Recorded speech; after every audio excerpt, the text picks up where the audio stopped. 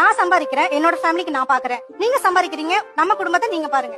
Share பண்ணிக்கலாம் sir, share பண்ணலன்னு சொல்ல. பட் இருந்தாலும் ஃபர்ஸ்ட் பிரியாரிட்டி மை ஃபேமிலி. ஏன்னா அவங்க இல்லன்னா கண்டிப்பா நான் வந்திருக்க மாட்டேன். எனக்கா ஒரு இன்கம் வந்துச்சுன்னா நான் அதை ஃப்ரீடமா எடுத்து செலவு பண்ணலாம். இல்ல என் தங்கச்சி உடம்பு சரியில்லை, ஹாஸ்பிட்டல் செலவு காசு கொடுங்க, இல்ல தீபாவளி வருது பர்ச்சேஸ் பண்ணணும் காசு கொடுங்கன்னு ஒவ்வொரு டைமும் அவங்க கிட்ட நம்ம போய் நிக்க கூடாது. அது என்னோட தன்மான இழப்பா நான் பாக்குறேன் சார். சார் இத்தனைக்கும் நாங்க ஹஸ்பண்ட் தானே சார், எங்க கிட்ட கேக்குறதுனால அவங்களுக்கு என்ன சார் கௌரவ கஷ்டம்? நீங்க கேட்காம குடுக்கறதுல உங்களுக்கு என்ன கௌரவ குறைச்சல்? நான் வேலைக்கு போக கூட தேவையில்லை. என்ன சொல்றாங்க, நானே பாத்துக்கிறேன் உன் ஃபேமிலி சேர்த்து அப்படின்னு சொல்றாங்க.